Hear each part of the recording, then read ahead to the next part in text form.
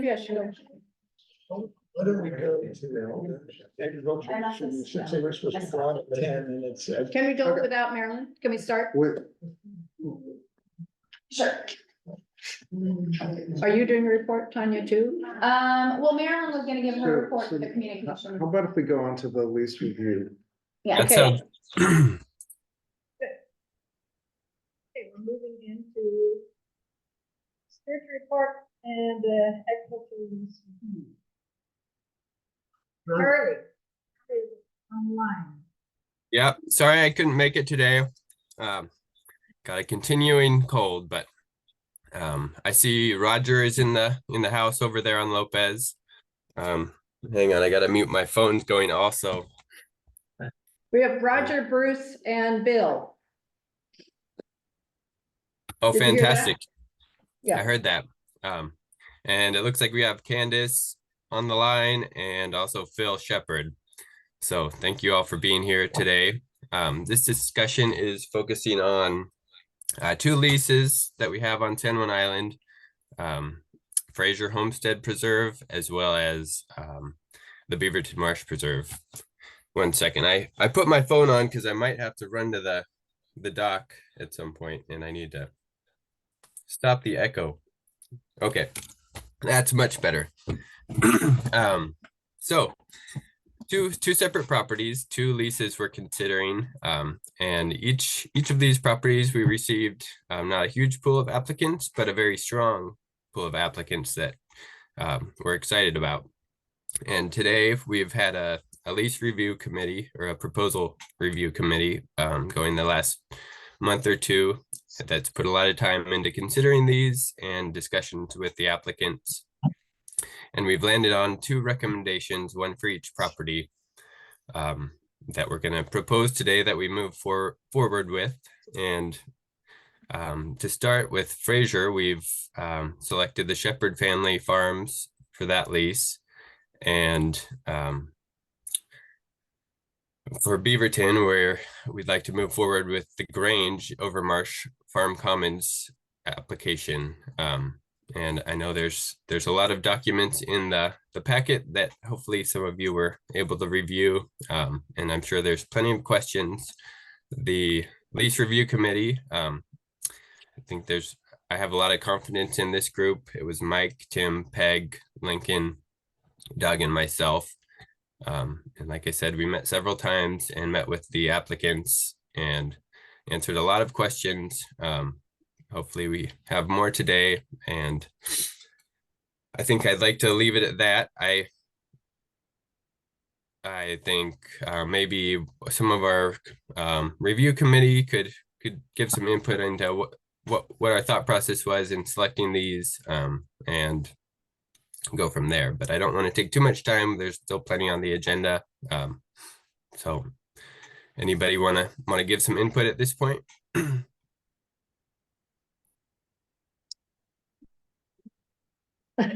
This is Mike. I'll address this. I think these, we were basically looking at three possible lessors, or lessees, I mean. And one of them was one on both properties, and that was the Shepherds, who have got a lot of experience in mostly doing grazing. And the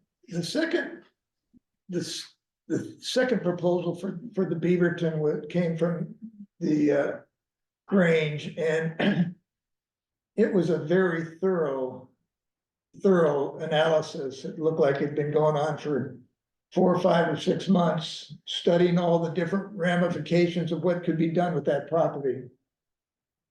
And what was presented and what has become this essentially a summary of what we'd like to do, with the idea that we go forward on negotiations about the details before we sign the lease, is creating in that space sort of an agricultural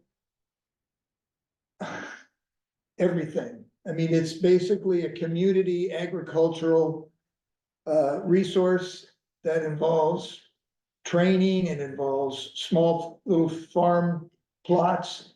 it involves the community getting involved in a real agricultural sort of learning center and growing center. And I think it's got challenges because it is a pretty extensive opportunity and that they're proposing, but it has great rewards. As a community, something to be proud of. In the land banking, as a commissioner, I would be very proud to say that I was somebody that thought we should go ahead with this and went ahead with this.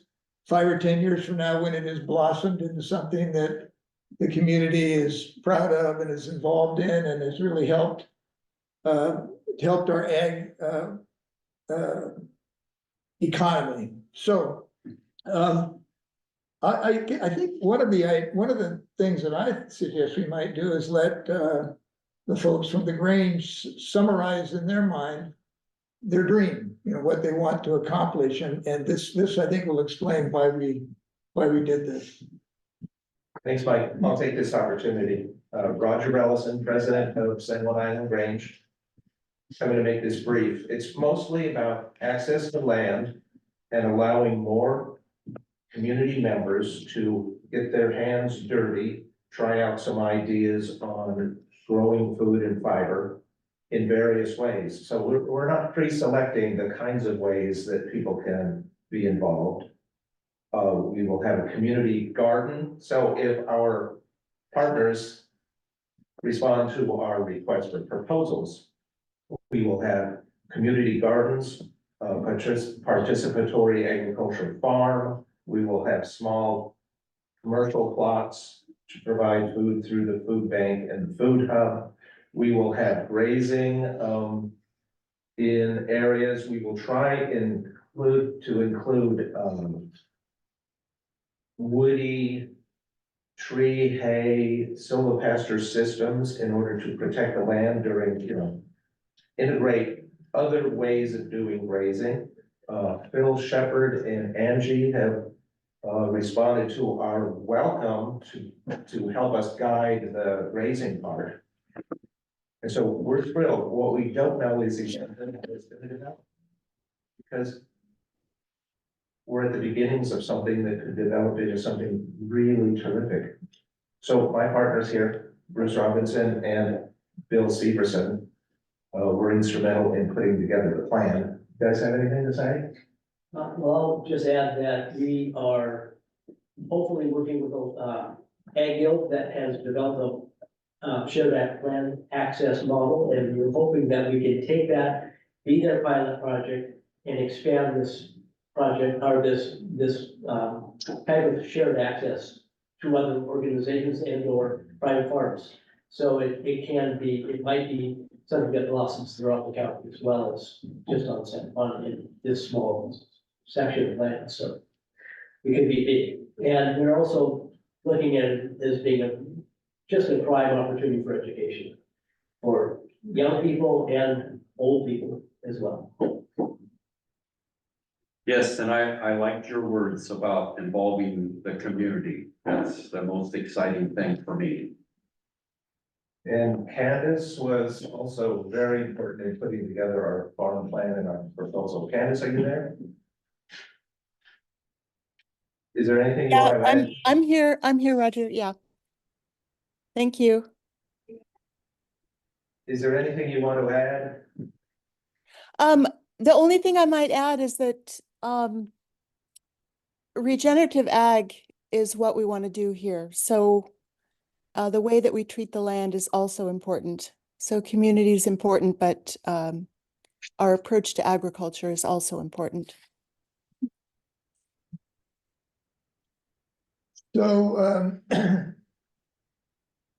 the other lease that we're recommending is around a grazing plan with the shepherds who have been grazing some of this land before and done a great job. For Fraser. Hmm? For Fraser. Yeah, I'm sorry, for Fraser. This would be, I think, a kind of a continuation of a high quality grazing animal business, and Phil and Angie got tremendous experience and background for this project, and proven economically solid folks, so. I think our lease payments would be made and they would take care of the land. And they also, one thing about that organization is they really are conscious and care about the land and the quality of the land. They're educated in it. They do the kind of testing that needs to be done. And that's not commonly done around here. You know, it's so it would be, I think, an asset to the value of the property and what it could do for the community in the future. So I would recommend that we approve these proposals, subject to final negotiations on the details of the leases. And unless something comes up, we'll bring it back for approval to the commission once the leases have been negotiated in more detail. So, get us there. I just wanted to mention that I'm a member of the Grange. Haven't talked to any of these guys about this, although I do know what's going on, but you know, if necessary, I won't vote on anything related to that. But I'm really interested in both proposals and the interest in improving the land itself. I think that's really a criteria that we should identify as something that we should always use, and maybe we do, I'm just new to this, in awarding the lease. So. I'll throw in my 2 cents. So I think we had some really stellar applications. And we all know that, the Shepherd family is doing a great job of grazing. And, so it's fabulous that they're gonna be at Fraser, and perhaps partly at the, Beaverton property as well. One of the things I also really love about the Beaverton proposal from the Grange is that I like the word commons, the agricultural commons, because it will benefit a lot of people. And I think one of the things we hear sometimes that I used to hear was some of the land bank easements or, you know, efforts were benefiting single farmer and not necessarily, I mean, it does obviously ripple out, but you know, the focus was on single farmers farming those lands, and this will have multiple benefits. And the challenge will be obviously in terms of managing these expectations and goals, which are lofty and important. So, go for it. Thank you. I think that if I could just jump in on that, I would just follow up that, yeah, the time and care and attention questions that have been asked by the commission members on this board have been great. The Beaverton one is, you know, step in a really different direction. I think it's really exciting. It does come with some amount of risk, but I don't think we could be, you know, joining a group that is more worthy to be kind of getting into that sort of relationship with.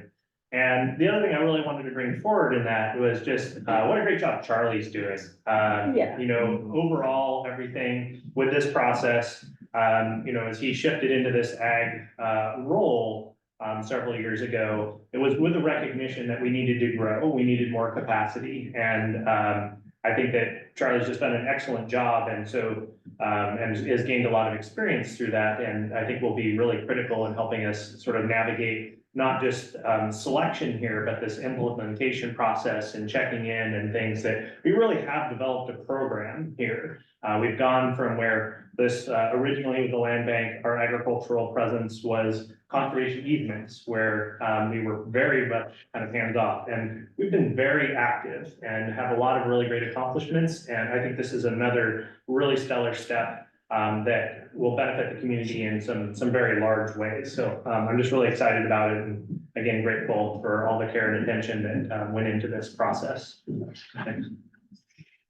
And I'd like to echo the comments on the quality of the applications we had. I think we're ending up with a really good set of lessees whom the public will see, because these are both very visible parcels. But when the Grange proposal came about originally, there were lots of questions, and some of those bigger ones were the communications. How does the land bank communicate with a large group?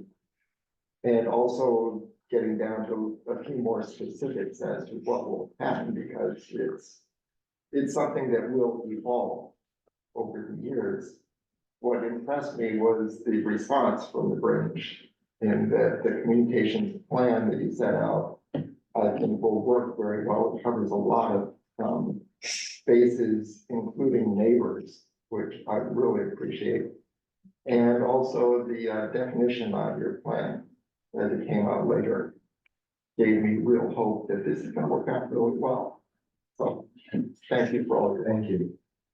Okay, without further ado, I just looked at the clock and I got a little panic. Right. So, Mike, did you put together a proposal? I think we're doing a consensus. Yeah, I think basically, I think the proposals in the documents that were sent out, in essence, that we go forward or authorize Charlie and Lincoln to go forward with discussions and final negotiations of the lease with Phil and Angie on. Okay, Brian, you'll have to keep it short because I'm realizing, we have 4 more things to present, then public comment, and we're supposed to go into executive session in a few minutes. Sorry.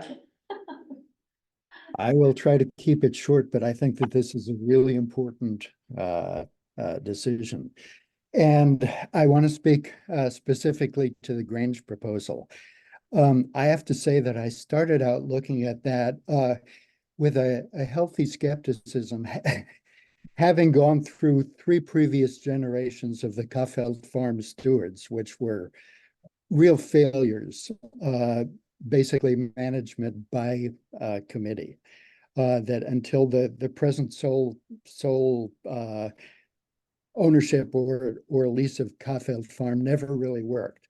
However, having said that, I think that the Grange proposal is ambitious, but very, very thorough and well done. It's obvious that they have the resources to put that together and make it work.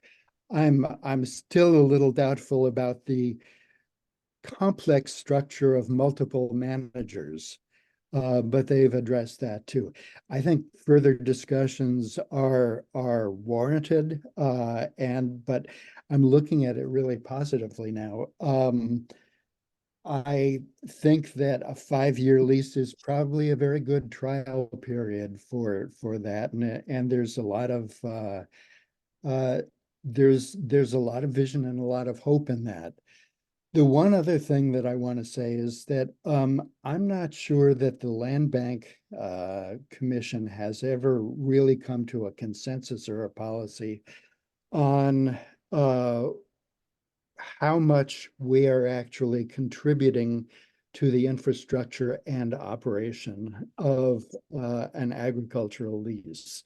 And I think that we should be clear about that. My personal view is that we should be saving farmland so that others can farm it, and that we should not be involved in the operation. But there may be some other opinions on that, and there may be some wiggle room on it. So I'd like to have that discussion. Okay. Good point, I think. Yep. I need a little guidance here, because we have communications report, if it's in March management plan, and then review on the Watmo additions.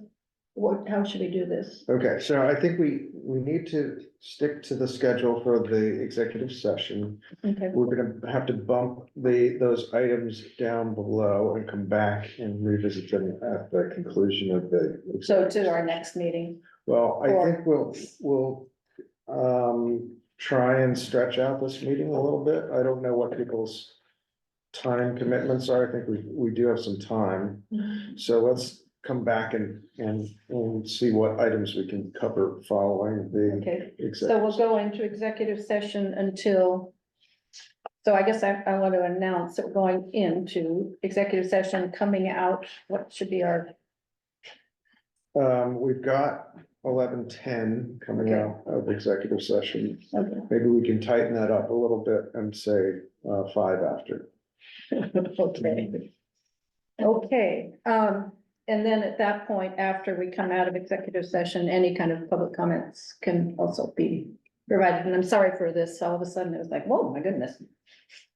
Okay, so, So we have a proposal, I'm making it, to authorize Charlie and Lincoln and Doug and whoever else to move forward with the Shepherds and the Grange on finalizing leases on those two properties, which will be then brought back to the council or the commission for approval, final approval of the leases. right.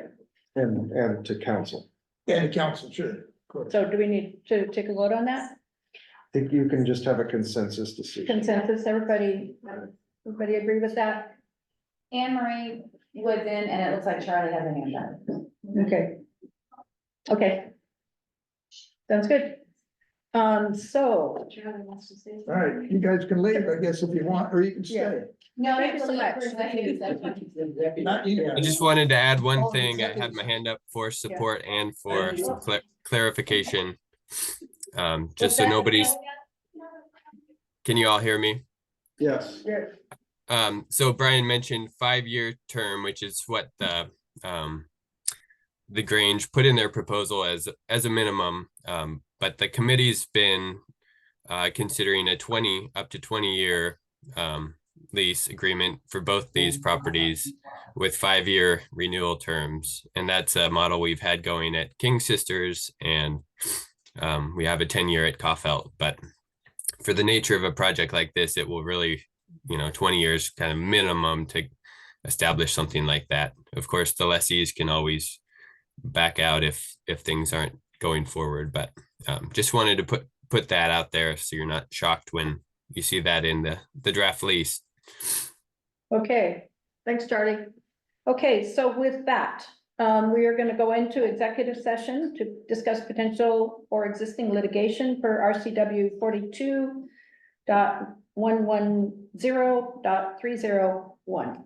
And we gotta get rid of everybody on Yeah, time is. the. Oh, yeah, Hold people on a have to- second till Tanya's done with her calling. Candace, you have to leave. I put her in a waiting room. So we've got Amy, Charlie, Eliza, Christine, Shauna. Yeah, you're good. Did we lose Anne Marie? She's traveling, Oh, ironically to San Juan Island. okay, If she can come back in, I'll let her in. okay, Okay, doing a beach cleanup, and Amanda will be out at Fisherman Bay Spit. And, Orcas, Tyler will be at Pleasant Beach. And then also, I don't think Brian and Anne Marie know yet, but Mary Groff is gonna roll in on the noon ferry tomorrow, hopefully, and she'll help table as well. Which is great. I think she, was out there last year. And then the newsletter, the Q1 spring newsletter went out a couple days ago. yesterday, maybe Wednesday. And it sounds like there was a coding issue, so I sent it twice. Some people, I didn't have an issue, but I did get some emails. But all the information was in there, and it's also, all those articles are linked to the website on the news section, and then there's just a lot happening. We've got Doug's gonna host a trail building workshop at the end of April. We'll have, the first New Year Island walk on San Juan through the San Juan Island Trails Committee. Shauna will lead that at Ziltra, with a highlight of the Beaver Dam analog and see how that project's been going. And, early May, we'll, collaborate with the Family Resource Center, the Joyce Sobel Family Resource Center on San Juan Island. They do a screen-free week, so we have a couple events with them, and then that Saturday on the 11th, we'll have I call it a pocket session, we called it an open house or coffee clutch, but later in the afternoon, and that's not on the website yet, I still have to get the text up, but on Mountain Grant, we'll open the gate and we'll have at the top of the summit, just an open house, we'll have some staff and hopefully commissioners up there, being able to answer questions or just interact, informally. No specific theme or meeting agenda, just be available. And that's my quick synopsis, unless there's Sure. questions. Quick one, this Mike, the meeting we had last week where, Marilyn mentioned that we agreed to meet every couple of weeks. It's because it wasn't really enough time to cover what we wanted to cover, and we do want to get ahead of this, like you said. And I think we agreed that we were gonna start, there are 7 key strategies in our plan, our strategic plan that we approved. There are 7 key, I think we call them goals or strategies or something, that we are going to focus on those as in the agenda for those meetings every 2 weeks. So we're not gonna get too much into the weeds, but we're gonna basically be focusing on the important stuff we thought was important when we had our strategic planning meeting. And probably cover 2 or 3 of those every meeting. And I think we'll be able to report back some of the pretty important things that we felt we had to have in order to be successful with our strategic plan. So that's kind of what this subcommittee, how the subcommittee is gonna handle future meetings and agendas and things like that, normal kind of stuff. So I think in the next month or 2, we're gonna see some pretty good progress towards some of those key issues. And I think some of those were in your letter, Brian, too.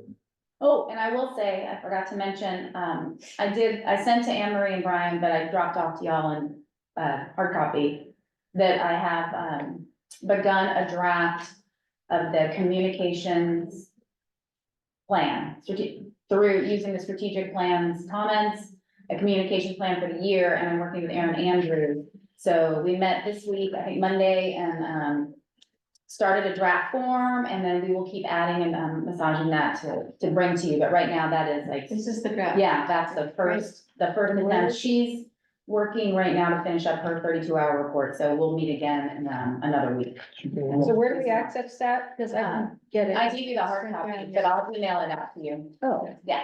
it's hiding. Right. I need you. Okay. And just so you're aware, we're, Yeah. we're working on it. Yeah, Thank you, thank Jack. you very much. I really want to commend you on all the work you guys are doing and what you're doing on events and all of that, and the newsletter looked great. One little change is that it says 2023 land bank events and you meant 2024. I did mean 2022. Yes. I have to leave something for y'all to find. Yeah, you just don't know, we're really. Easter eggs. Okay, Okay, this is good. There is a lot going on. thank you. So now, so there we are in that. Amanda, what the, should we jump back in? So I think we have some public comments too. How should we do that? Let's I get, do have one person I know who wants to make a public comment. Mhm, Well, we have 2 other things. We have Richardson Marsh and right. Wapman. So I'd like to get those first and then the public comment. I think we can be brief on those and then we'll public comment. Yeah. Okay, Good. Okay. So attached with the agenda was the completed Richardson Marsh Preserve Management Plan. It was out for public comment in the month of March. We received 5 comments, written comments, and those were also supposed to be attached to the agenda, but instead you got a second copy of the Richardson Marsh Plan. So we can send those to you if you want to read them, but we've just summarized the comments and kind of draft responses. But we kind of based on those comments, we made a few changes from the draft plan to the final plan that you got. Really just kind of emphasizing the desire to continue research and study on the conditions of the marsh. So we had decided to term it a wetland complex because it has both freshwater and brackish conditions, but it kind of comes down to, we don't really know as much about it as we'd like. So we kind of brought that up in this final plan of wanting to learn more. And also just understanding what the long-term risk to infrastructure and due to sea level rise might be. But overall, it's pretty modest in terms of management actions now. Continuing with ag, we've already made some changes to where grazing's happening by fencing off the upland area. That's where it's at, yeah. So, I think Friends has gotten some money to do a study. Yeah, so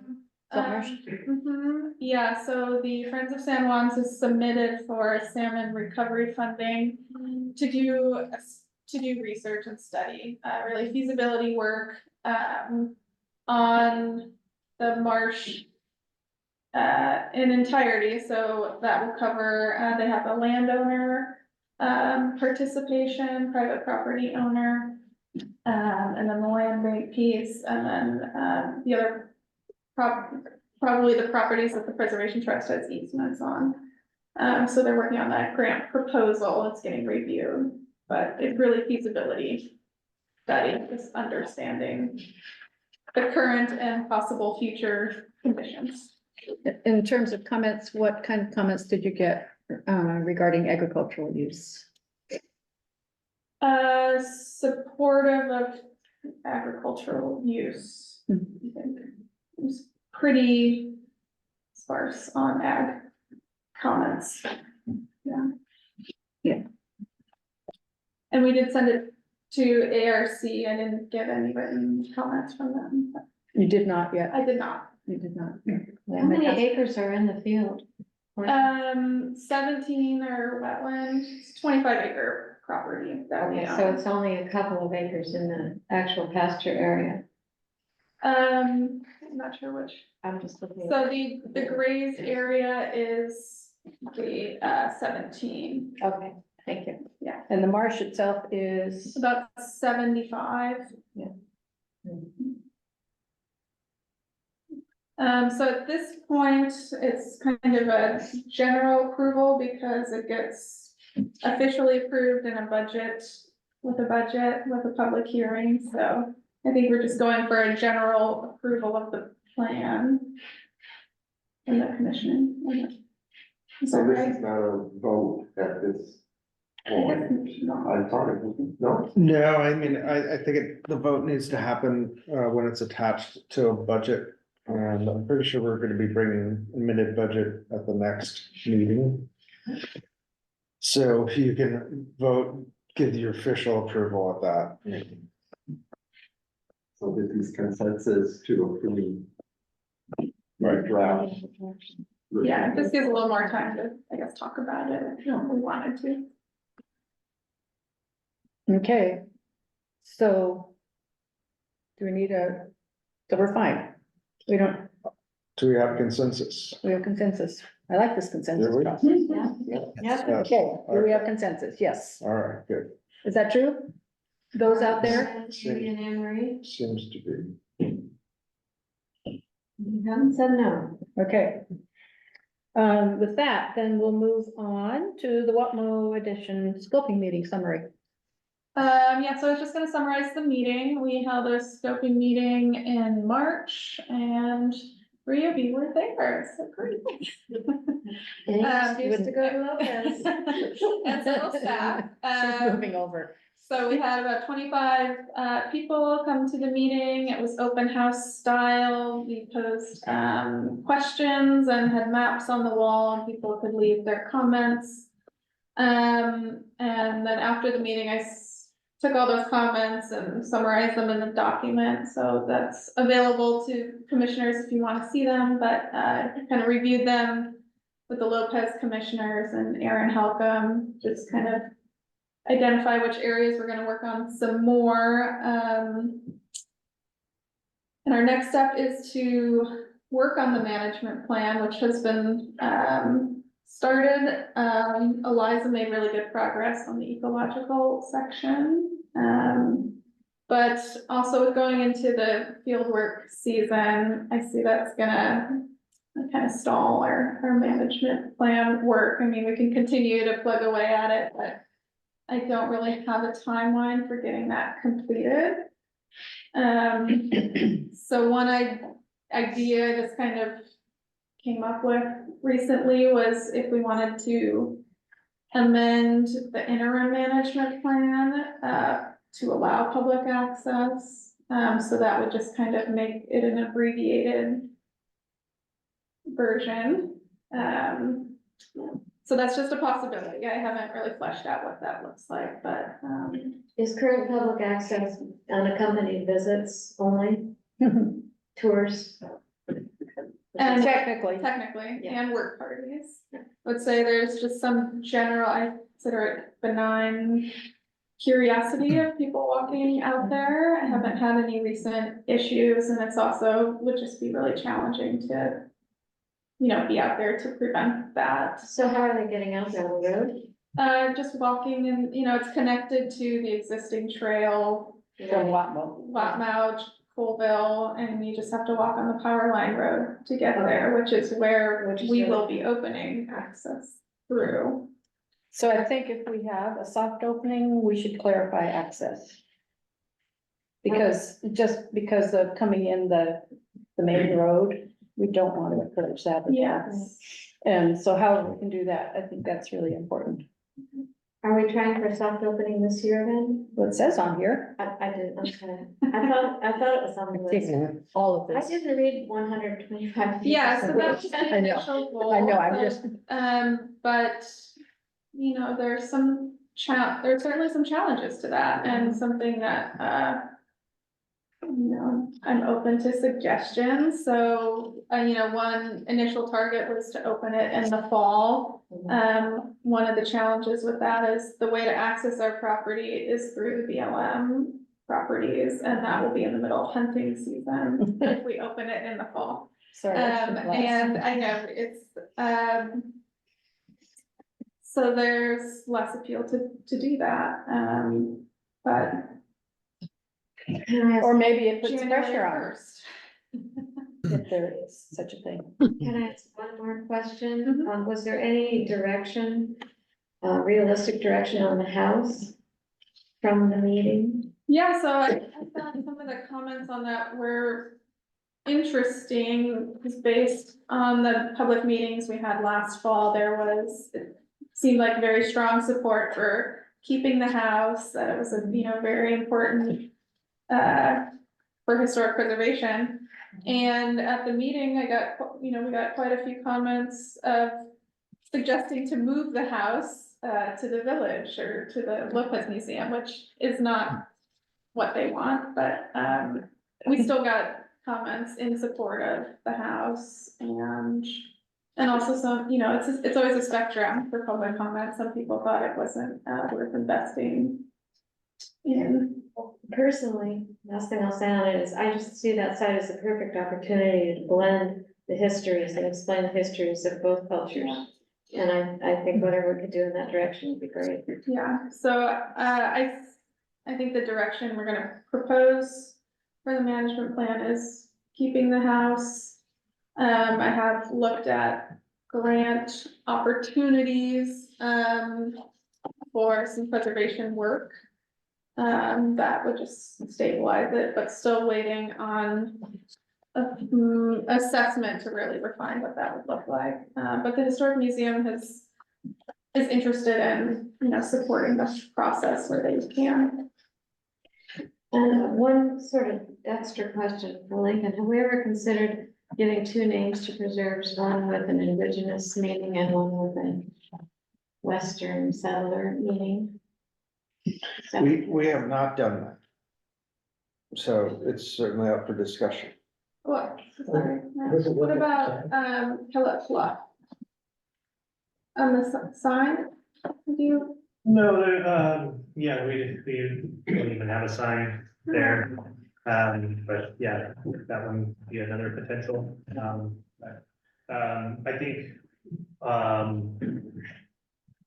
that's probably something we need to get involved in at the government to government level, with consultation on naming, when there's a lot of overlapping interests and sometimes more than one name.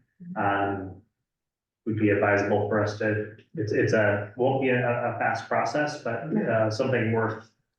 This seems like a site that would merit that discussion. I would agree. We got lots of different Indian languages. What's that? I say, which language would you use? Exactly. Well, but I really like, last time I'm gonna say that there's a book published a couple of years ago by the Lunnies called Jesentel, which is, the word means learning and growing together. And I just love that. And I wish we could use that word for something. Because I love the concept of and growing together, and I love what I detected in a recent presentation at the Lundy Art Opening, which was this inclusivity. I would like us to participate in that, so. Amy has her hand up. Amy, Hi, yeah, I think it's a great idea, and I was just gonna offer that. I know that the Port of Seattle went through a process to add Indigenous Coast Salish names to its properties. I think the city of Seattle did some of that as well. So if we're looking for a process instead of trying to create our own, you know, the county might be helpful to sort of look at those processes. Thanks. great, thank you. All right, open Amanda? session. Hi, Brian. Amanda? This is Yeah. Brian. One question, I didn't understand your comment or question a few minutes ago about amending the management plan. You're going to continue doing tours and work parties anyway, right? So what was the question about allowing free access? Yeah, so it would, the interim management plan specifically says it's, you know, not open to public access. So the idea was if we amended it to kind of do a soft opening to allowing some public access, it could be a limited week, you know, limited couple days a week, or just, if we wanted to progress that sooner. As an Well, idea. it sounds like Peg's comment about the access is an issue that we should solve first. So I think that needs some work. I hope that we can do at least a soft opening before November. Hunting season starts in September. So, It's possible that if we're not going to hold ourselves to completing the management plan, we're just going to do an interim. We could potentially move that date up to precede hunting season. So maybe if we could potentially open it in August. I'm just throwing that on the table. Yeah, let's do Like weekends in August or something like that. it. I mean, it's scary. It's Can we just, get that it's trail an built? it's an interim step to get to where we, you know, so it's like amending your interim plan. I don't see any problem with that. If that's what you want to do. Well, and also, as far as hunting is concerned, the trail does at the moment start at the Wapmo parking area, which is BLM. Goes through a bit of the hillside on BLM, but then turns into land bank where hunting is not allowed. And you could maybe reopen that old trail to the power line, rather than the new portion that cuts up to go to Point Colville, and avoid a good bit of the BLM lands up that direction too. Yeah. As a thought, when it is open to the public, I'd be in favor of making it limited, because it's gonna be a lot of work to manage it at that point. Most is just waiting. Yeah, I'd be standing out there all the time. Right. So I would think that, I mean, because we've also talked about a caretaker, and I don't know the status of that, it's a complicated one. But if we were to set up some kind of monitoring on a really regular basis to help see how it's going, you could get help with that. Great. Because Tim Brown signed up, right? And Marilyn said she'll come over too. No, okay, that's fine. So, Got it covered. Okay, well, we'll talk about it some more. The study's been waiting and. Yeah. what's that? Do you want to go ahead and do the public comment? Oh, the public comment, yeah, and I just want to make a comment. Some point, I'd love an update on what, if anything's happening with the discussions about hunting. I don't think anything is. Makes me really happy. So, yeah, so we're gonna open up for public comment. Anybody? I think that might be Kathy. Oh, Yes. Hi, Kathy. It is. Yes, your favorite land bank follower. Hi, well, thank you for allowing public comment. I've been on the meeting since what, 8:40 this morning, but I've been getting a lot done.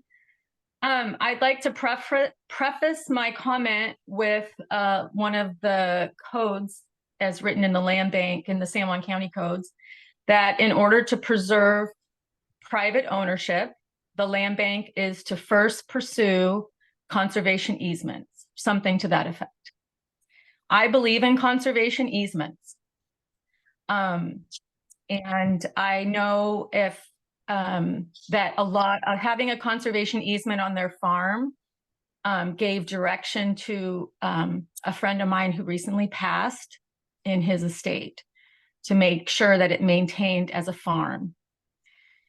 And for those of you who live on Orcas and have driven down West Beach Road, you'll see what lack of a conservation easement can create on one of the most beautiful farms. And it's really sad to me. So having said this, since you insist on owning property and in reflecting on Brian Weiss's comment about the failure of the Kaufelt Farm stewards, which I take personally, that ownership involves responsibility. Like, I know my family owns property and we lease to people, and there's a responsibility on our end. If a leak, if there's a hole in a hole in a roof, we fix it. A hole in a line, we fix it. We have a certain amount of responsibilities if we accept payment for that as the landowner. So my suggestion is that instead of charging people like great farmers like the Lums and the Shepherds, and now possibly what's going to happen with the Grange, I think this is all very exciting, is that they are stewards and it's their job to take care of those properties. And you treat it as a job instead of a lessee. And I know that might create some problems, but I feel like reframing your ownership in terms of partnerships with people in the community, you may get better results. You may have some common goals. Just one of the things I'm thinking about is each one of those, what would now, instead of a lessee, be a steward, make presentations on what's happening at their land at the Agriculture Summit. We're always looking for great things at the Agriculture Summit that's next year is going to happen on Lopez. So, I mean, these are things I think about, and I just want to put that out there. I don't expect any comment now, but just sometimes reframing the relationship from landowner and lessee to partners as a landowner and having a steward on the land that has expectations and will be reporting on things. And because it's a lot of work. I know like what the Shepherds do, like rotationally grazing animals is not just something that you do simple. I mean, it is a lot of work, and that should be understood. I mean, so I think we'll get better results and have a much more vibrant agriculture community if we start reframing these ideas. So that's my comment. Thank you. Thanks, Kathy. Thanks. Appreciate it. Yeah, thank you. I appreciate all your attention to all these things. Thank you, Peggy. Yeah. So any other public comments? I don't think so. No, Kathy's the only one left. Okay. She was willing to stick it out. She stuck it out. Yeah. So with that, I think we're going to adjourn. And thank you, everyone, for Great. sticking it out a little longer. I didn't do a very good job of managing our time. Well, I went way over.